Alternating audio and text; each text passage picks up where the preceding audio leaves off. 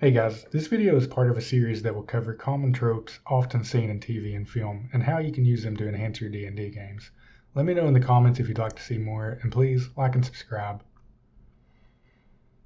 Chekovs Gun is the idea that anything that is not essential to the narrative of the story has no reason to be there and should be removed.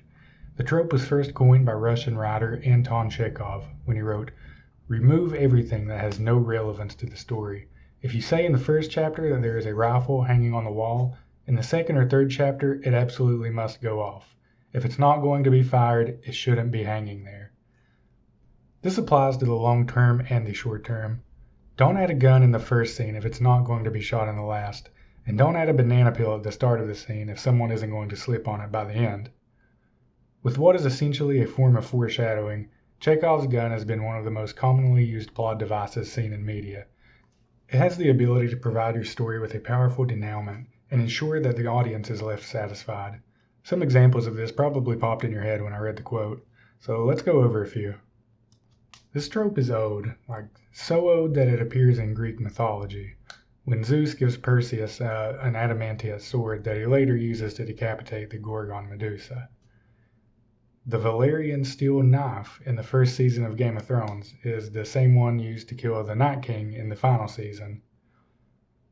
Another example is Fallout 3. When you enter the Citadel laboratory, you can see the giant robot Liberty Prime being worked on. Towards the end of the game, it helps you complete the assault on Memorial. So how does this trope differ when applied to D&D?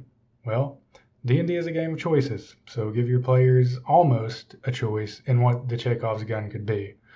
Maybe the random axe they stole from a town's armory has some latent magic hidden in it that will later in the campaign be exactly what they need to defeat their nemesis. Not only will it blow your players' minds, you will also appear to be a 500 IQ genius to them. That said, there's nothing wrong with running the classic version of this trope, and you probably already use it all the time in your campaign. I want to quickly go over some sub-tropes of Chekhov's gun so you can see just how versatile it can be. So let's head to good old tvtropes.org. Number 1, Chekhov's boomerang. If the gun has already been used once, it will unexpectedly appear again later on. Number 2, Chekhov's news. When a news report mentions something that will be important later. Number 3, plot device all along. Something mundane that the character uses regularly and constantly turns out to have been a highly important artifact. And bonus, conspicuously, light patch.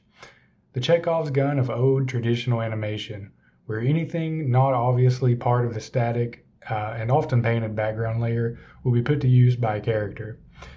This one doesn't really apply to your D&D games, but I just thought it would be fun to add because it reminds me of being a kid and watching Tom and Jerry, and there would be obviously one certain part of the scene that would stick out and you could just tell that it was going to be used for something later on. Well guys, that about sums it up for Chekhov's gun. If you want to see more of these videos, please just smash that sub button, smash that like button, and thank you for watching.